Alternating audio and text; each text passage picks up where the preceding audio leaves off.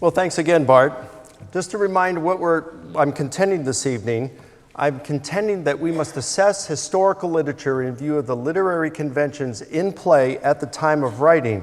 And in relation to ancient historical literature, I defined historically reliable as preserving an accurate gist or an essentially faithful representation of what occurred. I then offered 6 criteria by which we may assess ancient historical literature and contended that the Gospels meet all 6, therefore they are historically reliable. So let's go back and review those again in view of what Bart just said. The first criterion is the author intended to write an accurate account, and I said the Gospels were written close to the events, large-scale conjecturing was not necessary, and that they chose not to omit embarrassing details, which suggests that they were attempting to report accurate history. Bart says, well, again, we're not looking by ancient standards, we're looking by modern standards. That's what we want to ask tonight. Well, I'm defining it by ancient standards, but I have contended that even by modern standards, we take these kinds of liberties. For example, Nabil's book, remember the kind of things that he said he did. That's the same kind of stuff that they did in antiquity. And Nabil was not unique in doing that. Lots of biographers and historians do it. Remember, I said 200 years from now, they're going to be doing things differently and make the way we do history now look poor. But we wouldn't want them to say, well, these guys were just bozos back then. They weren't reporting things that were reliable, and we should extend the same kind of charity to those in antiquity. Now, Bart says that Plutarch was the best biographer. He was highly educated. He was the best biographer, and he would bend truth. Yes, he would, in order to make points. Now, he had a lot more factual errors in those older biographies, like of Romulus and Theseus, because these guys lived 800 to 1,000 years before his own time. And like he said, he didn't have good sources on which to go. He said poets and fabulists. So basically, he said, I had to form these things and craft them in a way that sounded like history, but don't be under the illusion that they are good history here. But when you get to the ones more close to Plutarch's own time, like within 150 years, he's got good sources, and then he is quite accurate. And as Christopher Pelling at Oxford retired about 2 years ago, and he's the leading Plutarch scholar in the world, he says Plutarch is true enough. So by comparing Matthew and Luke with Mark, I think what's good, you compare Matthew and Luke with how they use Mark, and we see that they stick closer to their sources than Plutarch does to his. Now, actually, by good literary standards in that day, Plutarch was a better writer than the gospel authors. It's precisely because they didn't take the kind of liberties that Plutarch took, that Tacitus took, that Sallust took, that Suetonius took at times, that they are reporting more accurately as the way we would want it today, especially Mark and Luke. Matthew is Mark and Luke are like our literal translations. Matthew is our NIV, and John is a really good paraphrase.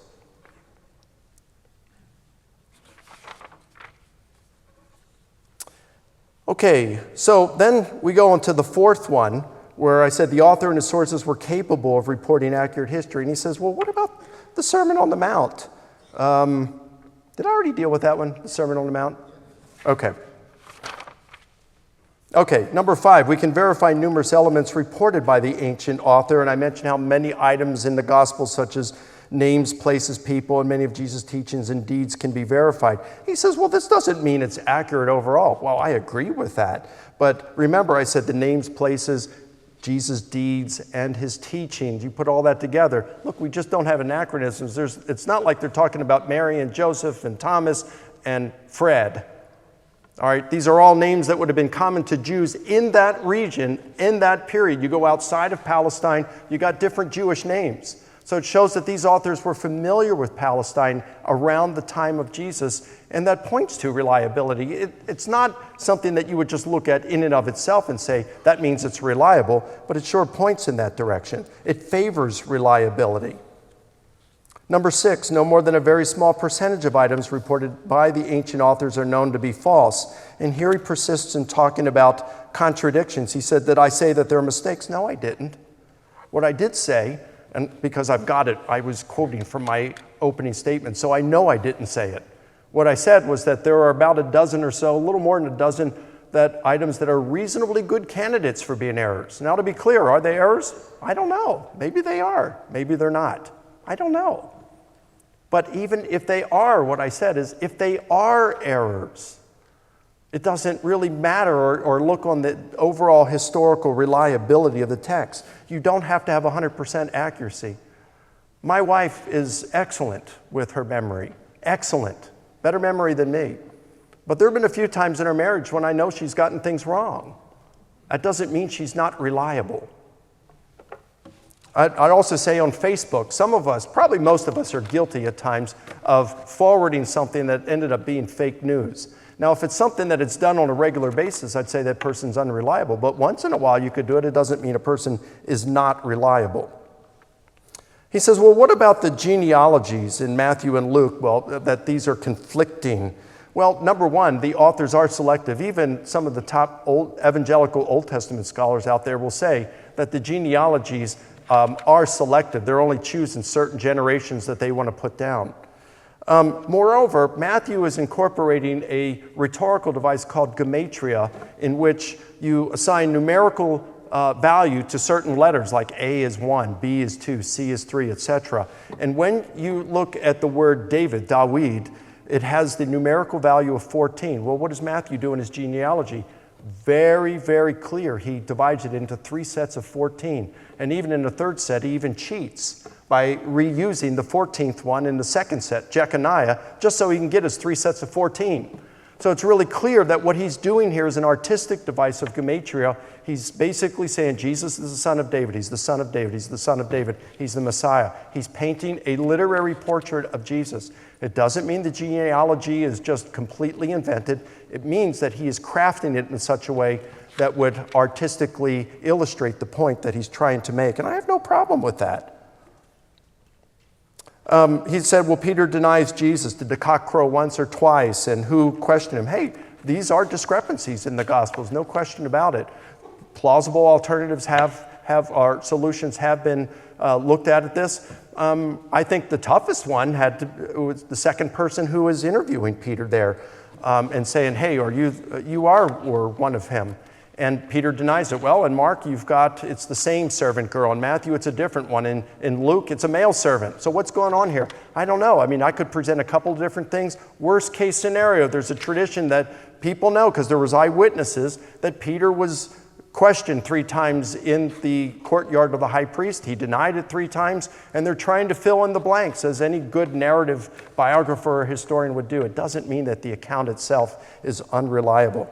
So I still stick to my contention. I think we have good reasons to believe that the Gospels are historically reliable, and I don't find Bart's arguments to the contrary persuasive.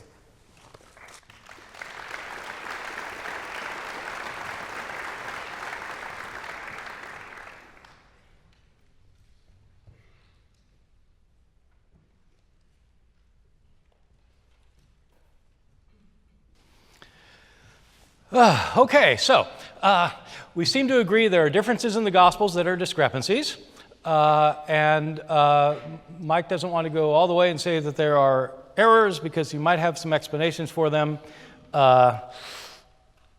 In all those instances, he and I have looked at every existing explanation, and neither one of us is satisfied with those explanations. So maybe they're explanations.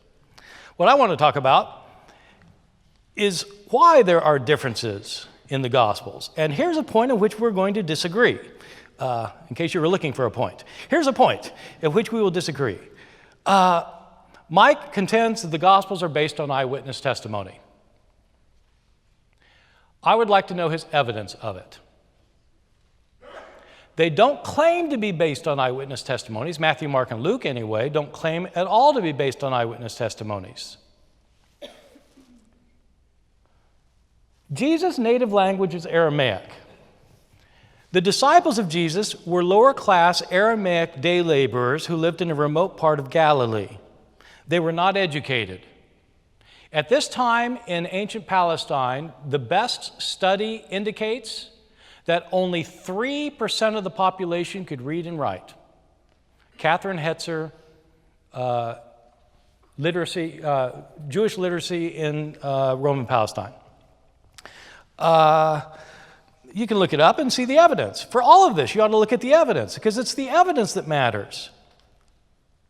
Most people couldn't read and write. The disciples of Jesus couldn't read and write. They were Aramaic-speaking day laborers. They didn't have an education. They didn't write the Gospels. The Gospels don't claim to be written by people named Matthew, Mark, Luke, and John.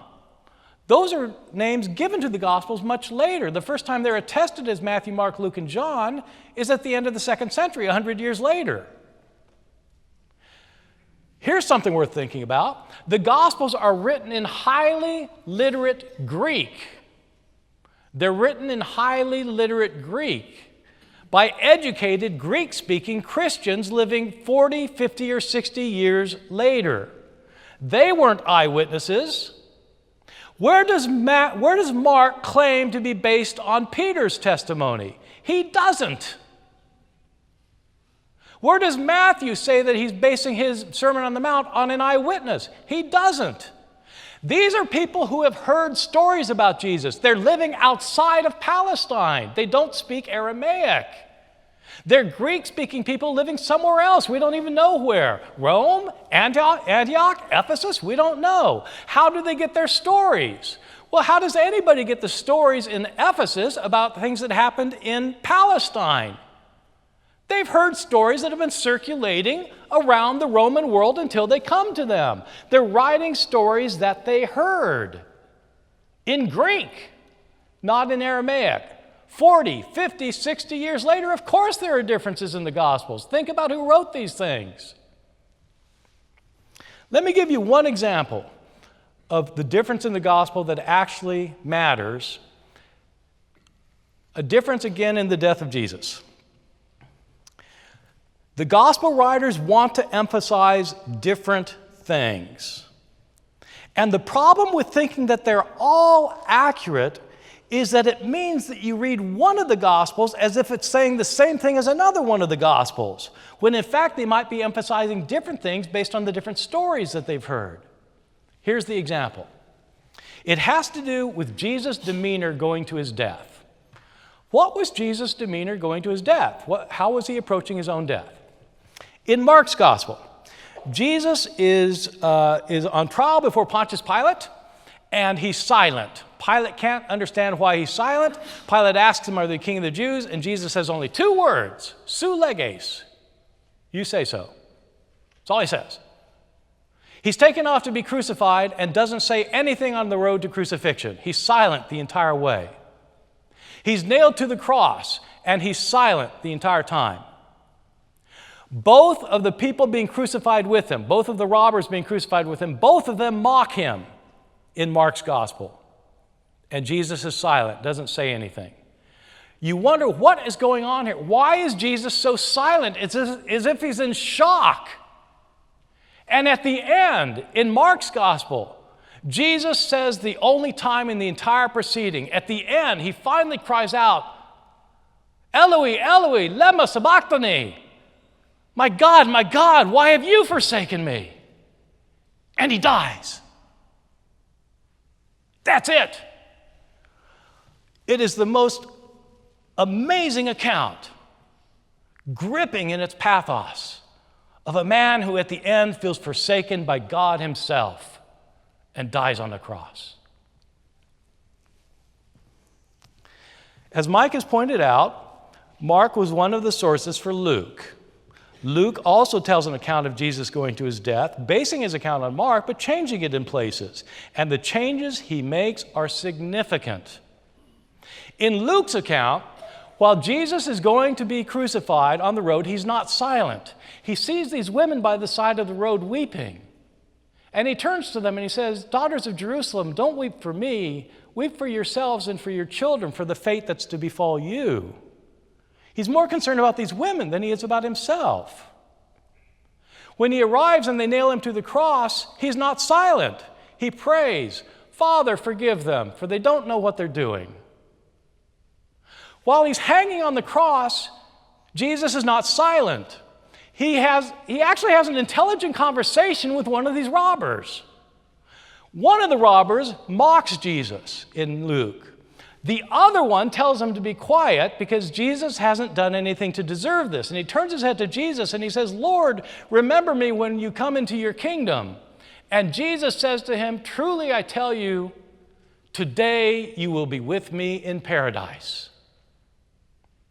Jesus is not in shock in Luke's gospel. He's not wondering why this is happening to him. He's not wondering why God has forsaken him. Jesus knows exactly what's happening to him. He knows why it's happening to him, and he knows what's going to happen to him after it happens to him. He's going to wake up in paradise with this man next to him. Most telling of all, at the end of Luke's account, instead of crying out, my God, why have you forsaken me?" He doesn't say that in Luke because he doesn't feel forsaken in Luke. Instead, in Luke, he says, "Father, into your hands I commit my spirit." And then he dies. This is a Jesus who is calm and in control of his situation. It's a very different Jesus from the one portrayed in Mark. What people do, though, is they take Mark's account and they take Luke's account and they lump them together into one account so that Jesus says and does everything in both accounts, thereby eliminating the emphasis of each one. And then they throw in Matthew and John for good measure, and you end up with the 7 last words of the dying Jesus. You can do that if you want with the Gospels. But if you combine them all together, ignoring the emphasis of each, you have written your own gospel. You're free to do that, but it's not one of the Gospels of the New Testament. Each gospel is different. And it's not just the fact they have contradictions or errors. It's that each one is trying to emphasize something distinct. And if you don't let them each emphasize what they emphasize, you're robbing the authors of their own emphasis and their own integrity as authors who are trying to communicate a story about Jesus. Thank you very much.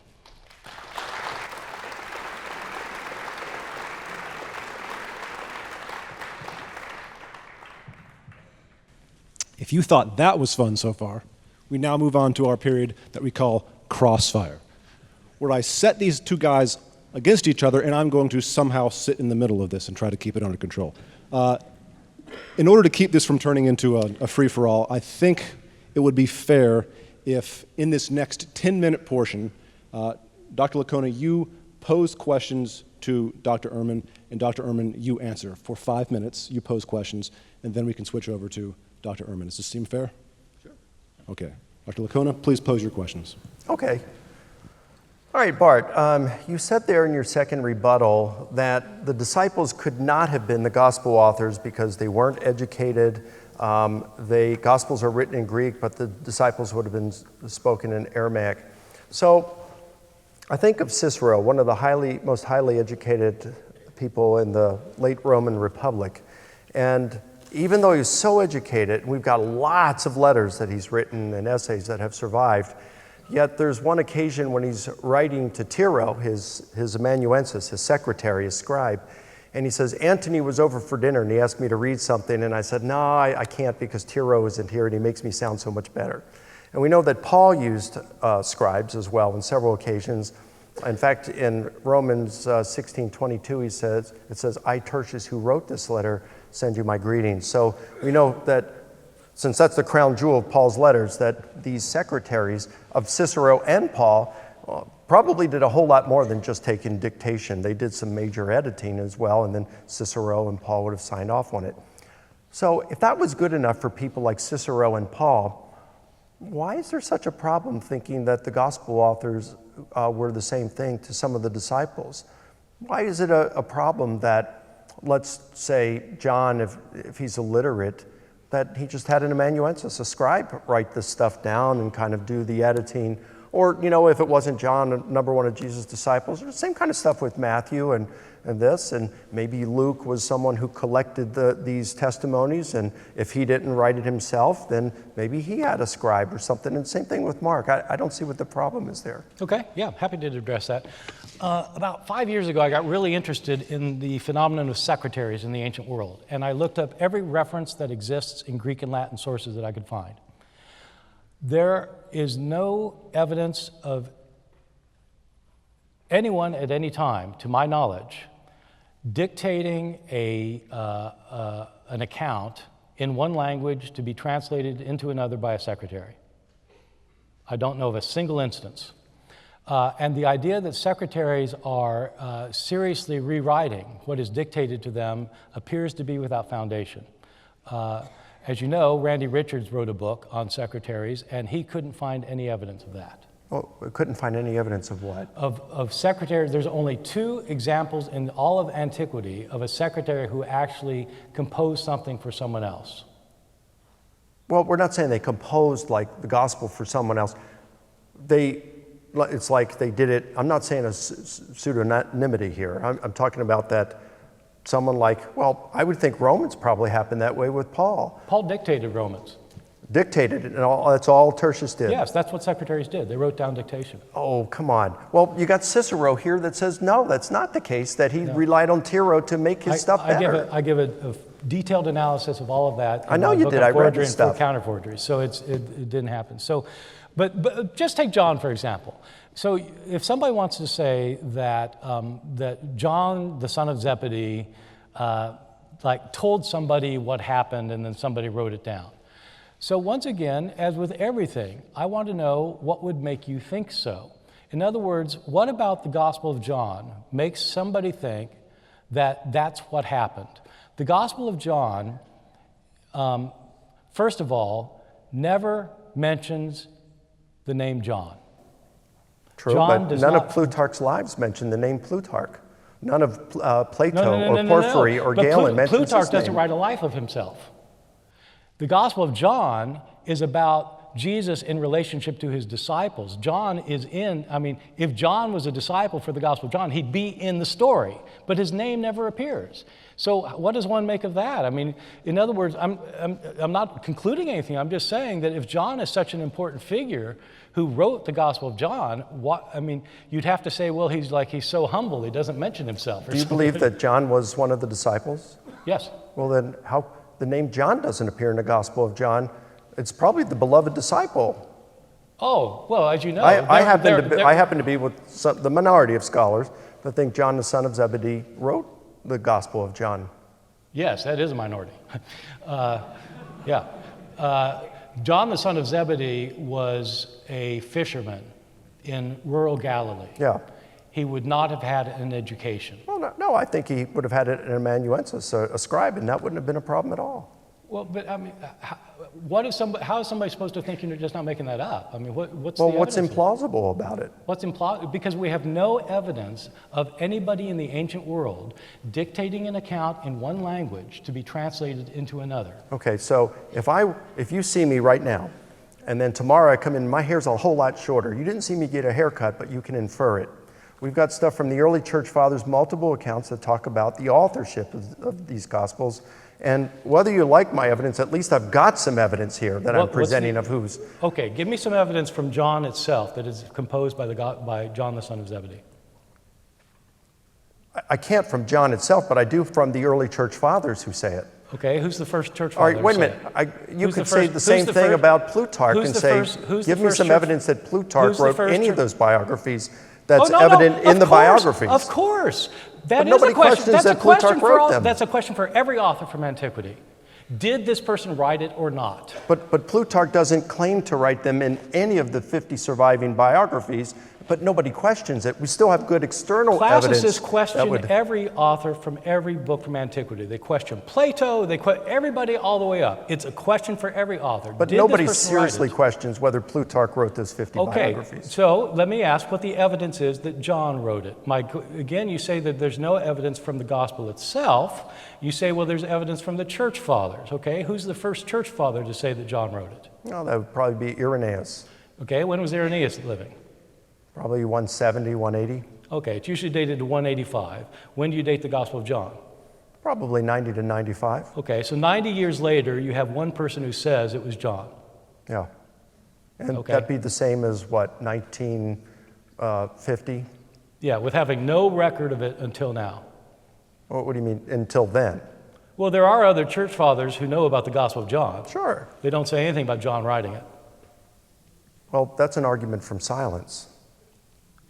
I'm asking for what the evidence is. Well, I gave you I'm not using the evidence. I'm not saying the silence is evidence that you didn't write it. I'm asking you what the evidence is. And if your evidence is Irenaeus, we could have a long talk about Irenaeus, but at least I'm given evidence. It's not as though nobody knew who wrote it, and he's the latest one. Okay. Matthew and Mark have better attestation. If we could. I would say, though, there's clear evidence. You think John is the beloved disciple, right? I do. Okay. There is clear evidence that the beloved disciple did not write the Gospel of John. The Gospel of John indicates that the beloved disciple did not write the Gospel of John. I know what you're going to quote, and I think he's speaking in the third person, which would have not been unusual for that day. Jesus speaks in the third person often. In other words, the author does not claim to be the beloved disciple and claims he got his information from the beloved disciple. I think he's speaking in third person. He is speaking in the third person because he's talking about a third person. It's like on the Seinfeld episode, Jimmy did this, Jimmy did this. And Jesus did it. He said, the Son of Man's going to do this. The Son of Man doesn't have a place to lay his head, and he's referring to himself. We only had 10 minutes for this, and I haven't asked a question yet. I know. Please, go ahead.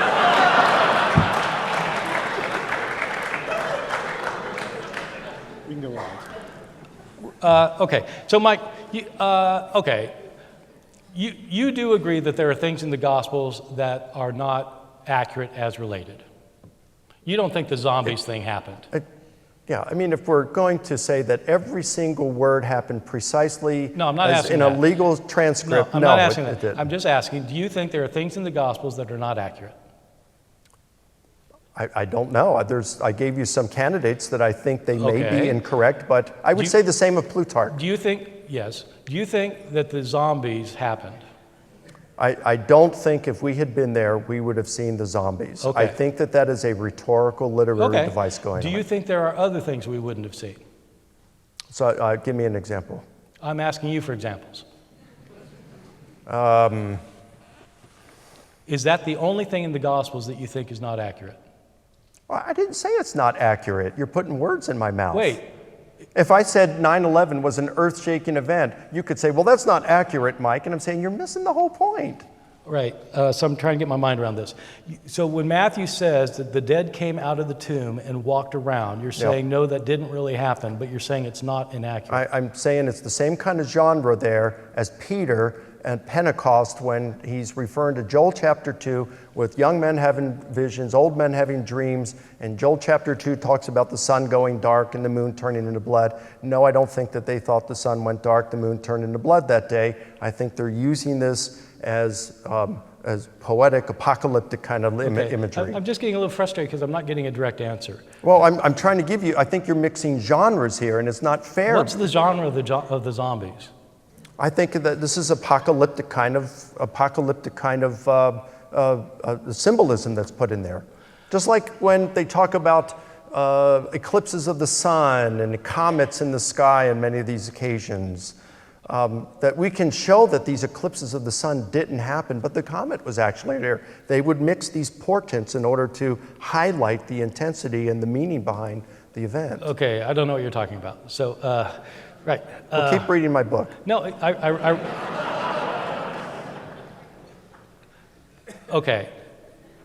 I'm just sorry, Mike, because you don't think that the zombies came out of the tomb, but you want to say it's still accurate. Okay. All right. So, do you do agree that there appear to be contradictions in the New Testament, in the Gospels? I think that there are some that I cannot reconcile by compositional devices. And there are a what handful. stops you from saying there are mistakes? Well, there are some of them, like let's just say maybe the Quirinius one. That looks to me like that could very well be an error. Okay. But the one that you cited, like did Jesus first appear to them in Galilee or Jerusalem? I think that has a reasonable explanation for it, and some of these things have really good explanations. Let me just review. In Luke, he says, "Don't leave Jerusalem," right? And they don't. Yep. In Matthew, they're told to go to Galilee, and they do. Yes. Okay, so what's the reasonable explanation for that? I would think that Luke is certainly compressing the account and setting everything in Jerusalem. It doesn't mean they didn't go to Galilee. Luke definitely knows that. I mean, as you said in your opening statement, you've got Luke having the resurrection, all of the appearances, and the ascension happening on Easter.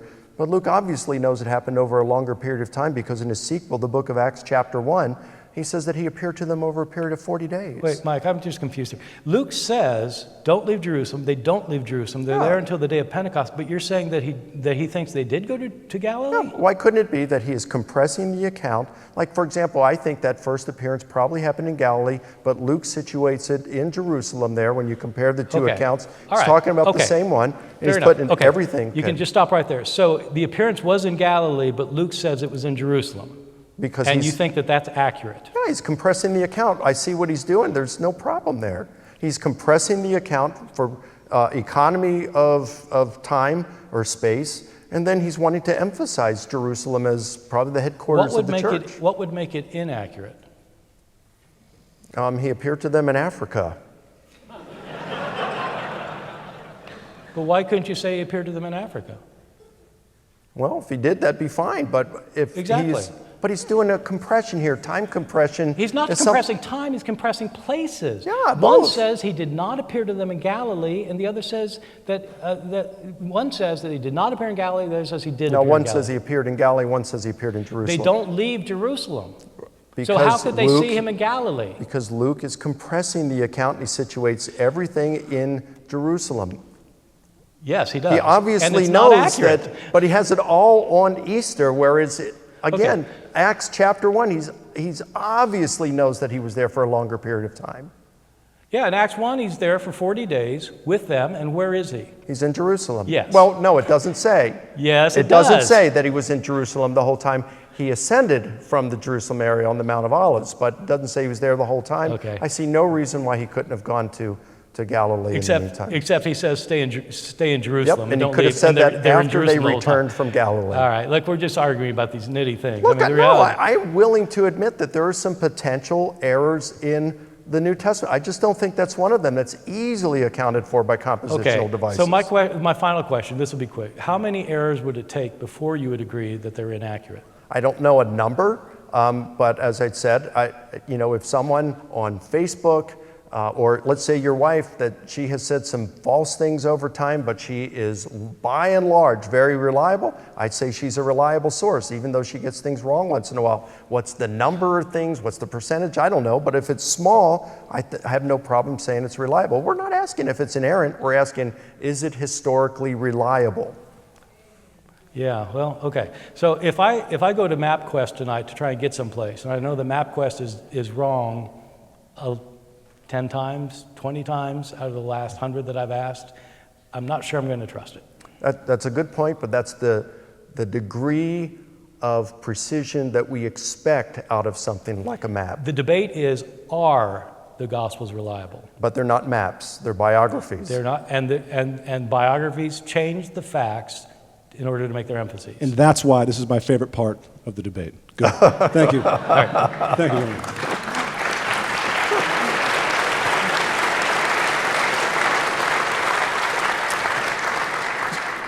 So now we move on to our closing statements. Each speaker has 5 minutes apiece.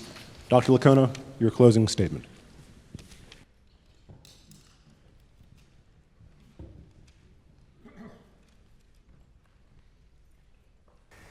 Well, I want to thank Bart for an enjoyable exchange this evening. I always feel challenged by him in a healthy way, and for that I'm grateful. This evening I've contended that we must assess historical literature in view of the literary conventions in play at the time of writing. In relation to ancient texts, I defined historical reliability as preserving an accurate gist or an essentially faithful representation of what occurred. I then offered 6 criteria and contended that the Gospels meet all 6. Therefore, the Gospels are historically reliable.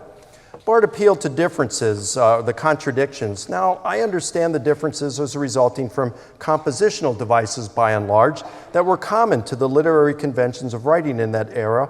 And I also pointed out that Bart has himself contradicted himself pertaining to the value of scholarly opinion. I could have named a couple other things. So by his own standards, he's disqualified himself as a reliable witness if we use those standards. Bart also said that we have no idea who wrote the Gospels and that they were far removed from the eyewitnesses. Well, that's false. The majority of scholars today, critical scholars, have ideas of who wrote them. And we saw that their authors were not at all far removed from the eyewitnesses, and some may even have been eyewitnesses. Bart's view is a position that is held by a minority of scholars. If he says we have no idea who knew them, who wrote them, and that they bear no trace of eyewitnesses. Bart also says that a story is not historically reliable if it only preserves the gist, if the order differs, or if an author alters the detail to make a point that's true, then the story is not historically reliable. But to me, that seems a bit wooden, a wooden literalist way to assess a story, and is not at all how historians, at least, would look at reliability. Now, this watch I'm wearing right now was given to me as a Christmas present by my parents around 1979. It's not a quartz watch, it's a Seiko automatic. Is it reliable? Well, that depends on the extent of precision required. If I worked for NASA or SpaceX and was in charge of coordinating things in order to launch rockets, well, then it would by no means be reliable. But for the events in my life, such as meeting someone for lunch or catching a flight tomorrow morning, this watch is plenty reliable. In fact, for what I need it doesn't even need a second hand. The gospel authors were writing according to the literary conventions of their day. Those conventions gave them a license to paraphrase, to adapt Jesus' teachings slightly, and to arrange material as they saw fit. And they did. But they took far fewer liberties than virtually any other ancient biographer took. And in the opinion of many critical scholars, the Gospels are rooted and filled with eyewitness testimony.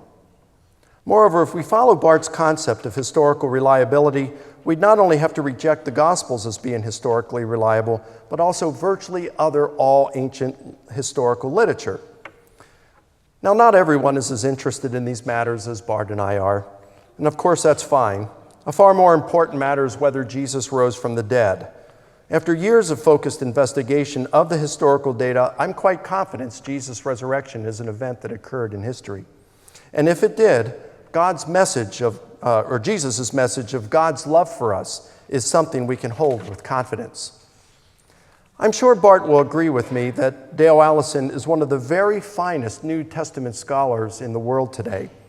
After wrestling with numerous matters related to the historical Jesus, Allison writes, "While I am proudly a historian, I must confess that history is not what matters most. If my deathbed finds me alert and not overly racked with pain, I will then be preoccupied with how I have witnessed and embodied faith, hope, and charity. I will not be fretting over the historicity of this or that part of the Bible." Allison can have this attitude because he has also wrestled with the data and has also concluded that Jesus' resurrection was a historical event. And that's important because if Jesus rose from the dead, Christianity is true, period. Even if Bart were correct about the Gospels, and he's not.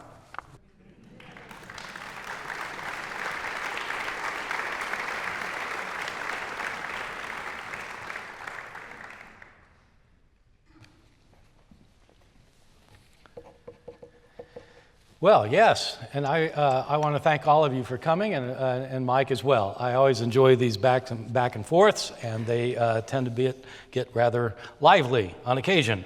I'm going to do a couple things in my concluding time, but before I get to that, I want to say that that I really appreciate the organizers who have put this together. And I appreciate all the effort that went into it. I hope that you found it useful. On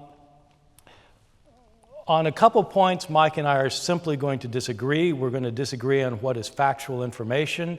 I think it is factually wrong to say that most New Testament scholars think that the Gospels are written by people that we know who wrote these Gospels. It's factually wrong. Most New Testament scholars say we don't know that they in fact are anonymous writers. They certainly were not the disciples of Jesus. That is by far the widest opinion. Moreover, the claim that I would have to reject all ancient history if I reject the Gospels is absolutely false. There are other historical writings from the ancient world that are far superior to the Gospels historically. They may not be as interesting to read, and they may not be as religiously important, but they are far more significant. But I'm not going to spend the rest of my time talking about that. I want to do two things. First, I want to tell you about my blog. I have a blog. So it's called the Bart Ehrman blog. You can look it up.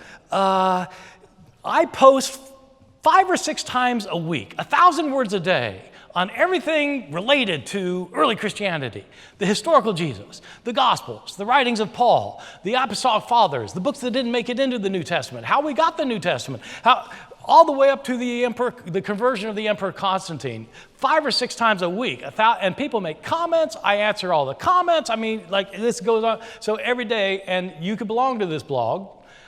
The only deal is you have to pay. I charge $24.95 for a year's membership, but I don't keep a dime. Every penny goes to charity. I use this as a way of raising money for hunger, for people, for hunger and homelessness charities. Last year, the blog raised $134,000. So we're talking serious money. Yeah, no, it's fine. So it's a good cause. You get a lot for your money, and it helps everybody, so there are no losers. So I hope you will consider looking up the Bart Ehrman blog. Let me conclude by saying that unlike Mike, it really doesn't matter to me what you personally believe. I mean, I'm sure if I knew you, I'd be interested in you. But I'm not really interested in changing your personal religious views or commitments. I'm certainly not interested in having you, if you're a Christian now, I'm not interested in deconverting you or changing you, making you become an agnostic or turning you into some kind of crazy secular humanist. Or if you're an atheist, I mean, I'm not, your personal views are your personal views. I am interested in urging you to think about what it is you believe and why you believe it. There's never been a more important time than now for people to be thinking about what they really think. People love to hear other people who agree with them, who reinforce what they already think. People tend not to like to hear people who challenge them to think for themselves. People like to hear a favorite preacher, a favorite politician, a favorite news channel. People often listen so that they can feel comfortable that they are already right. But maybe we shouldn't be so comfortable. If you don't think critically, you're simply a sheep following where it's led. That is an uninteresting life. And in our times, that can be socially dangerous, leading to horrible results. It's important for all of us to think for ourselves, to question our assumptions, to challenge our views, to make sure that what we think is what we really think and not simply what we've been told. This is true of politics. It's true of our understandings of society. It's true of our personal ethics. And it's true of our religion. The opposite of knowledge is ignorance. It's far better to be a knowledgeable Christian, Jew, Muslim, agnostic, or atheist than an ignorant one. And I hope this debate has helped to that end. Thank you very much.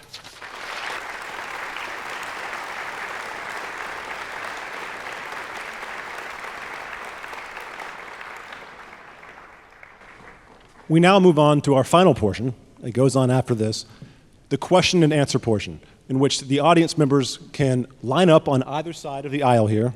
Those of you who have questions for Dr. Ehrman, line up on this aisle.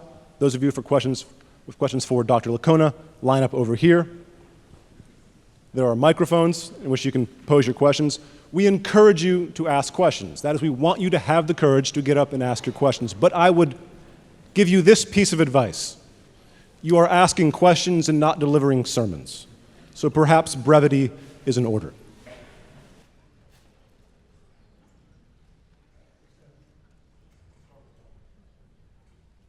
All right, thank you for coming tonight. Mic on? Okay, thank you for coming tonight. My question is there historical evidence of scribal tampering which became canon?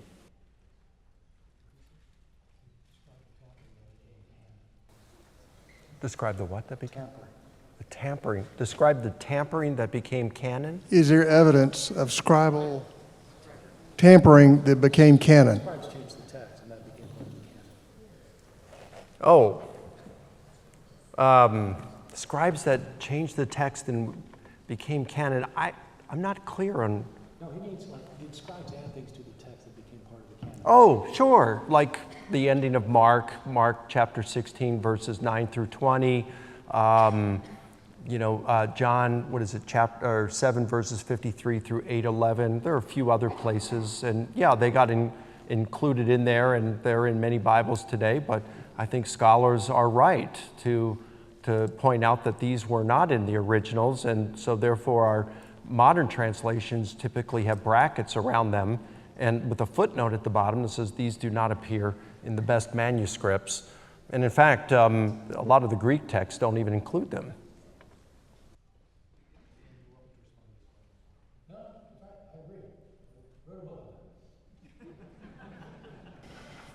Yes, Dr. Ehrman, one of the questions people have about the Gospels is, of course, miracles. Now, in your book, Misquoting Jesus, you say, miracles, by their very nature, are always the least probable explanation of what happened. Now, I'm wondering, do you come to this conclusion in each case before looking at the evidence or after? Because if it's before, that can be understandable. But if it's after, aren't you kind of saying that, first off, no amount of evidence could convince you a miracle had taken place? And second, if a miracle is what has taken place, don't you have a historical methodology that's already ruled it out beforehand then? Yeah, my view of miracles is that accepting miracles is a matter of faith, not a matter of historical evidence. And that people who are believers have good grounds from their religion, from their faith, to think that miracles happened. But that obviously Christian scholars don't think that Muslim miracles probably happened, and Jewish scholars probably think that Christian miracles probably didn't happen. And the people who accept miracles are people who are within the faith communities, and that's because this is a matter of faith. That's why you, as a Christian, for example, would never convince a non-Christian that Jesus really walked on the water and that you can prove it. It's not going to happen. So because they don't have the faith commitment you have. So I see it as a matter of faith, not a matter of historical demonstration. I guess in response, I would say that just because a person has an inability to convince another person doesn't mean the evidence isn't good. And Bart knows this very well because he's been engaged in discussions with mythicists who deny Jesus existed. His inability to convince them that Jesus exists doesn't mean that the evidence for Jesus' existence is insufficient.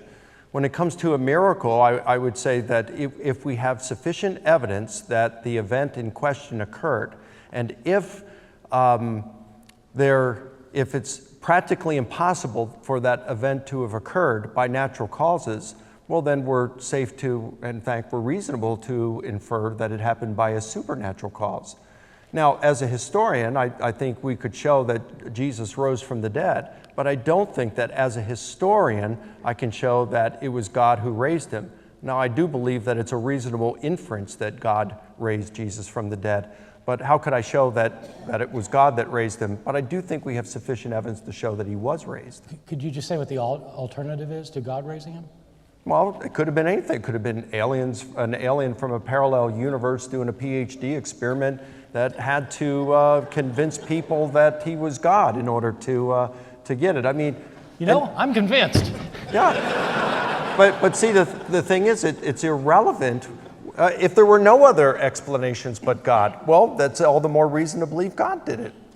But you don't deny the event itself because you can't prove the cause. There are many historical events for which we don't know the cause, but we don't deny the event itself. Yes. Dr. Licona, so earlier, Dr. Ehrman brought up that Jesus claiming to be God is only found in John and is not found in any of the other Gospels. And I think we can all agree that is a pretty serious claim. So do you think you could offer any explanation on why it would only occur in John and maybe not the other ones? Yeah, thanks for asking that, because I realized after I sat down I forgot to address that in my rebuttal. I think that Jesus is clearly portrayed as God in the Gospel of Mark, which is the earliest gospel. And the reason I say this is when you read Plutarch's Life of Alexander the Great in the first chapter, he says, the purpose of biography is to give us a portrait of who this person is. They're not going to talk about all the events in the person's life. He'll even leave out events where the person was responsible for slaying thousands. But he wants to capture those events that illustrate who this person is. So you think about the Gospel of Mark. It starts off, the voice of one crying in the wilderness, prepare the way for the Lord, make straight his paths, as Isaiah the prophet said. It's not Jesus preparing the way for God. It's John the Baptist preparing the way for Jesus. Who does that say who Jesus is from the very beginning? Mark chapter 2, Jesus heals a paralytic and forgives him his sins, and the Jewish leaders present say, that's blasphemy. Only God can forgive sins. Chapter 3, you've got Jesus, I think it is, where he's doing exorcisms and so forth, and they're saying, hey, Satan casting out Satan, and he says, no, you got a strong man. If you want to rob his house, you have to bind the strong man, and then you can plunder his house. And basically he's saying he has bound the strong man who is Satan. Well, what human can bind Satan? Then he walks on water, something that Job chapter 9 verse 8 says only God does. He calms the storm, that says only God does. He does all these things all throughout Mark's gospel. Only God does these things. So what Mark does is he gives us a literary portrait of Jesus claiming to be God through his deeds. Whereas what I think in John's gospel, and virtually every single Johannine scholar will say, that John is giving us a paraphrase. He's taking Jesus' stuff and he's restating it in Johannine idiom. And many will say that John takes what Jesus would have said and done implicitly, and he restates it in an explicit manner. So did Jesus actually make some of these divine claims explicitly, word for word, like he does in John? Who knows? But whether he did or not is irrelevant. He still made claims through his actions and the things that he did that came to the same things, same conclusion. Yeah, I don't think it's irrelevant at all. I think that in John, when Jesus makes these explicit claims for himself, that he is the I am, that he is one with God, that if you've seen me, you've seen the Father. If he actually made those claims, if the man himself made those claims, that Matthew, Mark, and Luke could not very well have overlooked that part. And so my question was, did Jesus talk about himself this way? And if so, how could all of these earlier sources just neglect to mention it? It doesn't seem plausible to me. Dr. Ehrman, what do New Testament historians do when they come across two historical criteria that conflict with each other?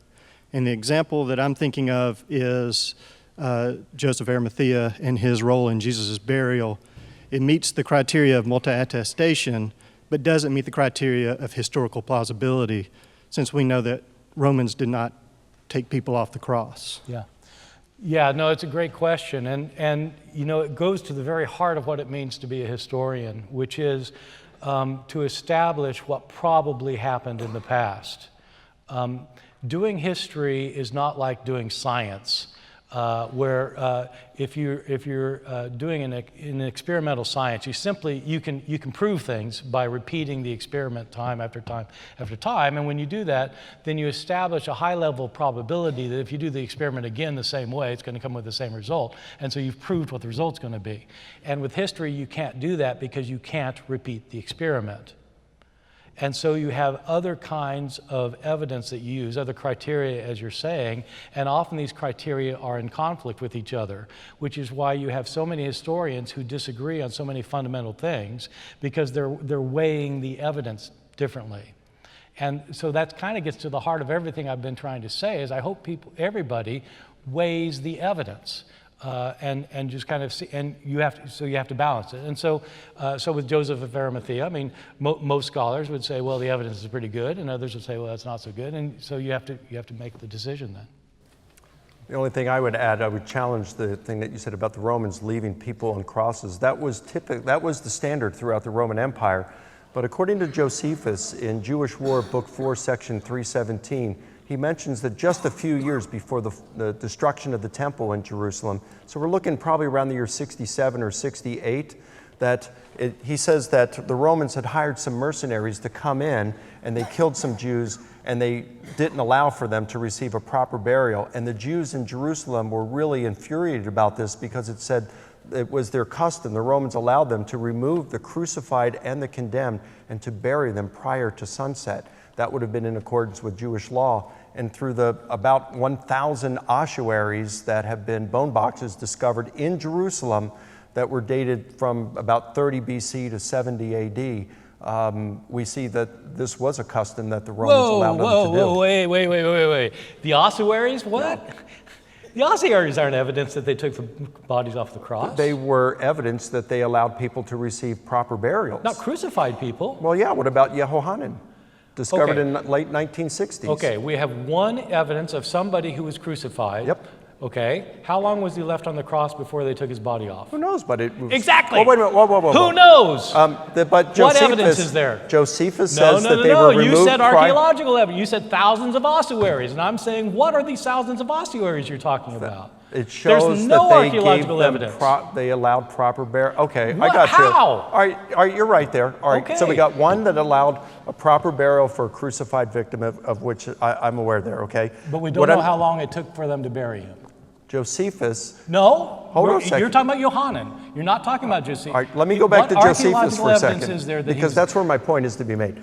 Josephus said that before these mercenaries, the Romans allowed them to remove the crucified and to give them a burial prior to sunset. As you know, this is a highly problematic passage in Josephus. I've talked about it at extensive length on my blog about why this is really a difficult passage, and it simply isn't straightforward that the Jews did this. It is ambiguous. You mean in It's very terms of ambiguous. the same day? I would acknowledge there's some ambiguity there, but then when we have multiple independent sources in Mark and John that talk about That was his Jesus... question. That's his question. But we have to move on. Yeah. Hi, Dr. Licona. I was just, because you were talking about how John was you think John wrote John. And so I was wondering, I don't know if you guys have ever debated this point before, but Dr. Ehrman wrote one time about how Nicodemus had a conversation with Jesus, and they were talking about being born again. And I think Dr. Ehrman wrote that that conversation couldn't have happened in Aramaic. And so I was just wondering if you've ever discussed that, and if you have, like if you think it was added by a scribe, because if so, then the whole born again thing, if that was just something grafted on later, then that's kind of important, right? So I agree with Bart. I would say that Jesus and Nicodemus would have spoken in Aramaic, especially because it was there in Jerusalem, and it would have been in Aramaic and not in Greek. And he's correct that the term anothen, from above or again, that double meaning which is necessary in the story, as Bart rightly points out, is not there in the Aramaic. So I do think that what John has done here is he has recasted this conversation, and he has played with it some. And this is something that both Thucydides and Polybius and Lucian, and I mean, this is well known. I mean, it's without dispute amongst historians of antiquity that you could take speeches and you would take the gist of that speech, and then the author is allowed to do what they want with it as long as they are preserving the gist of what has been said on that particular occasion by that person. Then you're fine in order, as the author, the orator, to do with that as you want. So I think I would differ from Bart only in saying he'd probably go so far as to say Jesus and Nicodemus never had that conversation. The whole thing was invented. I would not go that far. I would say they did have a conversation, and we got the gist of that conversation, but that the author of John's Gospel has indeed done some stuff with it. The confusion would only have come in Greek, right? Say again? The confusion would have only come in Greek, right? That's kind of that's the correct. pivot of the whole. Yeah, and I think I just addressed that. We agree and we disagree. But where we disagree is I agree that the entire conversation is predicated on a misunderstanding that is possible only in Greek, but they were speaking Aramaic. So I don't think you can say the gist is right, because the gist is this conversation that's built around a confusion. So that's another thing we could argue all night about. Thank you. Dr. Ehrman, first of all, I want to say I'm glad to see that you're seeking the truth above all and that you've devoted so much of your life to determine whether the Gospels are historically reliable. I question, though, if you're throwing the baby out with the bathwater, and I would like you to comment on what you think actually happened, in that you had the disciples, first when Christ died, run and was scared, and then all of a sudden they were speaking boldly about what they had saw and what they heard, and they were even willing to go to their deaths for that claim of who he was. So why do you think, if this was all pretty much fabricated, over a period of time, how did the early church start with such passion, and there was so much, commitment by the early church followers that claimed they actually experienced Christ and were willing to go to their death for that? Yeah, great question. Thank you.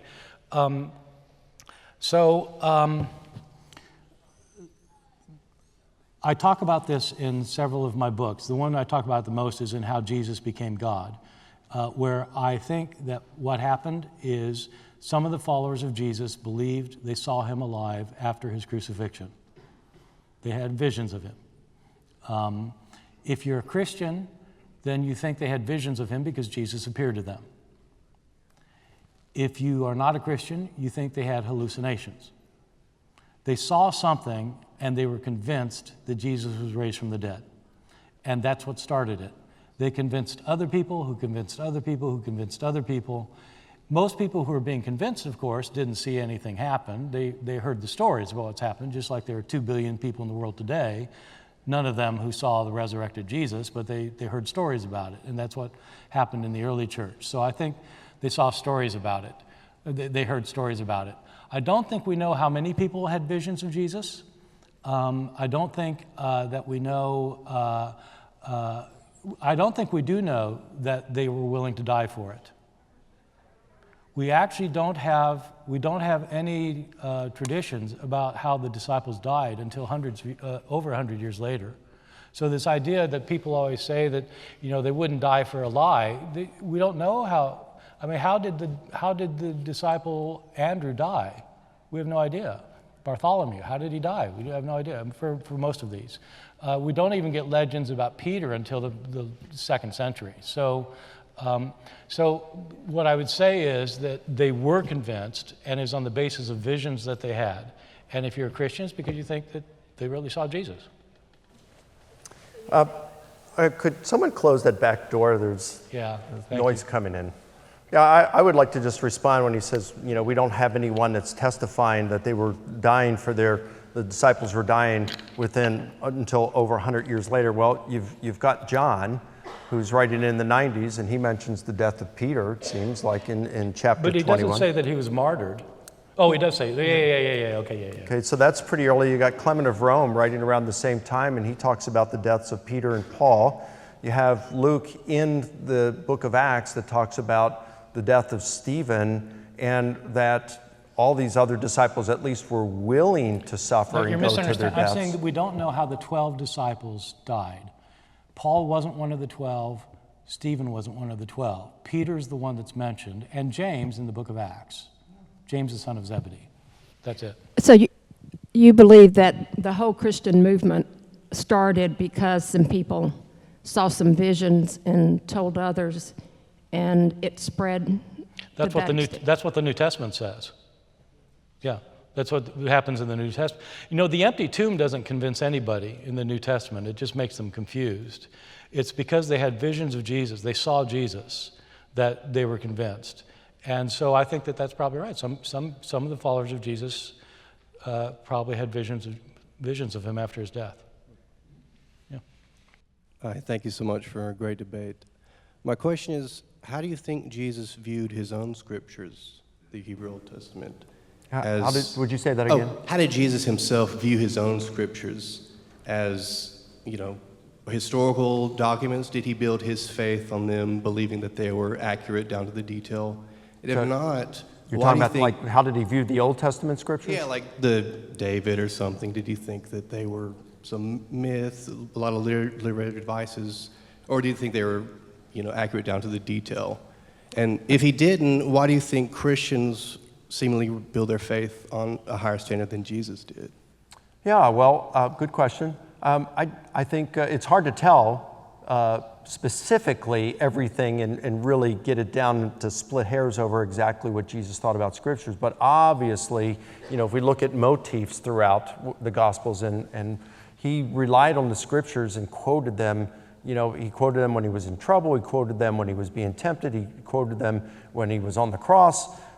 Just like many Christians would, when they run into trouble or they get answered to prayer or whatever, they're appealing to the scriptures because they value them. They value them highly. It seems like he believed that they were divinely inspired. I don't know how far we could go past that. He might have believed much more about him than that. I just don't know that we could tell, beyond that what he actually believed. And it seems to me there was another part of your question that I don't remember what it was. Sorry, if he didn't view them as accurate down to the detail historical documents. Yeah, why do people today, why do they Christians spread seem to have over a like standard? inerrancy and things like that? I don't know. It's probably because we are a very precise culture with all technology and everything, and biography and history and how to write it has changed over the years. My motto is, whatever view of Scripture is, must be in concert with what we observe in Scripture. And so, period. It's got to be in concert with what we observe in Scripture. And we have to accept Scripture as God has given it to us rather than forcing our idea of modern precision upon it. And if we fail to do it, we may think we have a high view of Scripture, when in essence we really have just a high view of our view of Scripture.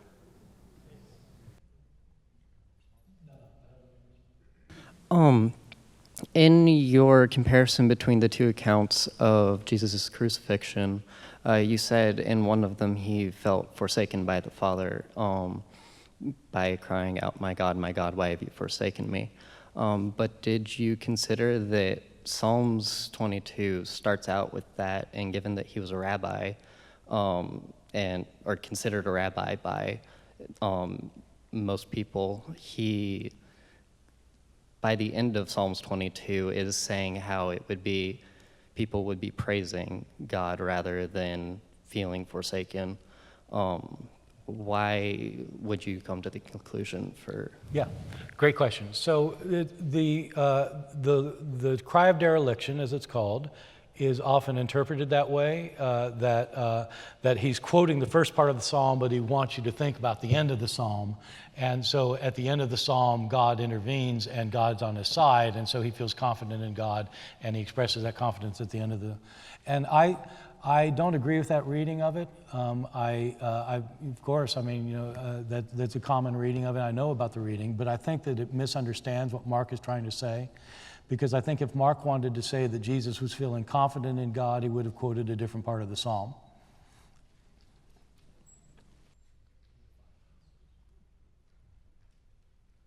Dr. Licona, my essential problem with the way that you interpret the Bible is that it seems that it allows literally anything, period, to be excused away.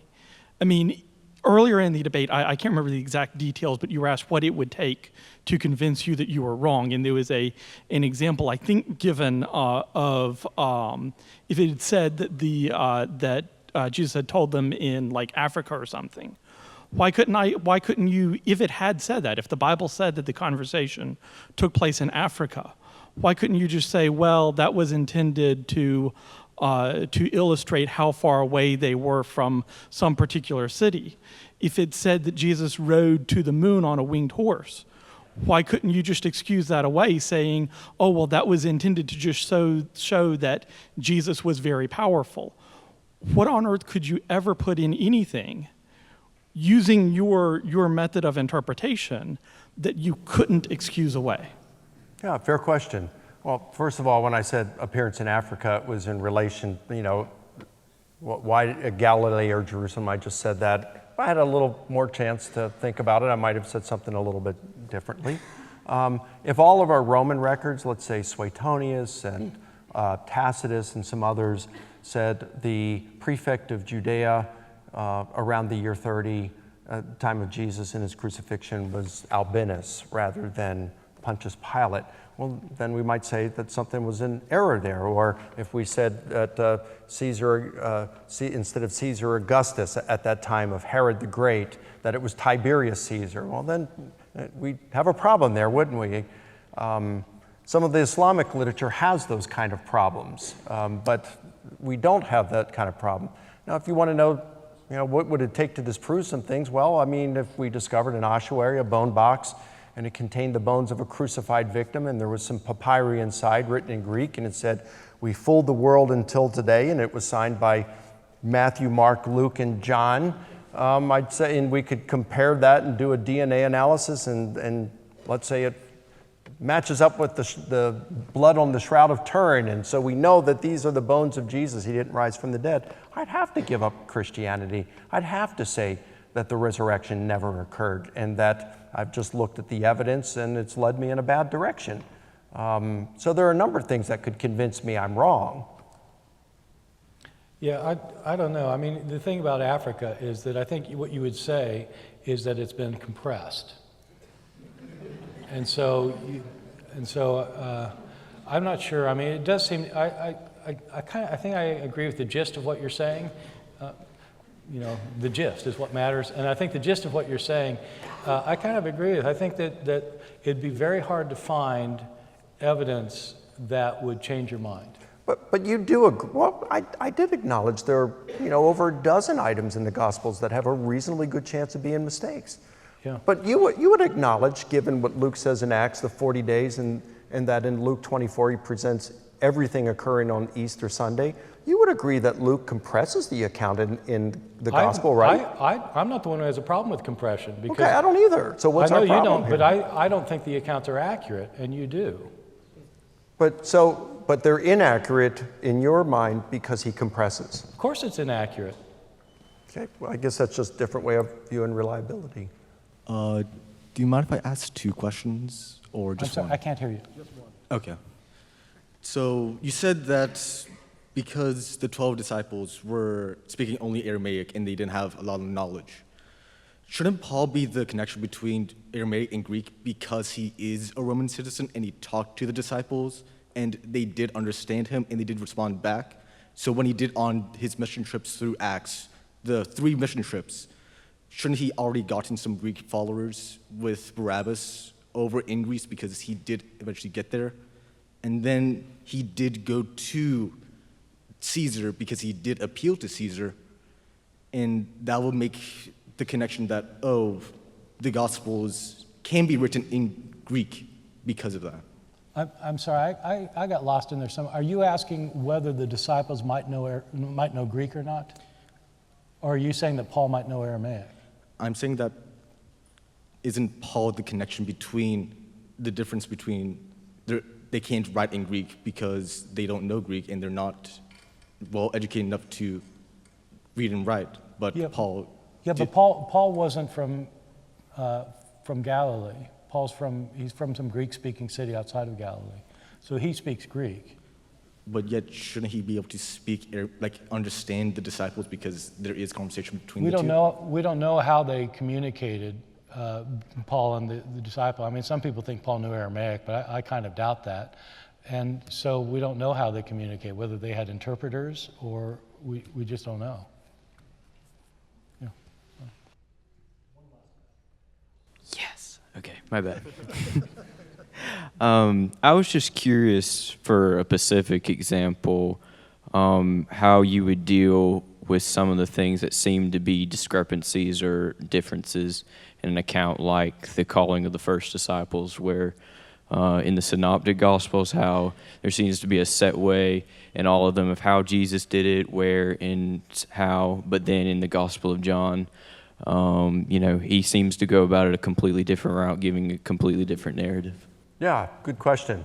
The bottom line is we can't get into a time machine, go back and verify any of our hypotheses. So all I can give as a hypothesis I think is plausible. All right, my guess, I think if we went back, we'd probably see things happen closer to how John has it in the calling of the disciples, and that the synoptics have just streamlined things.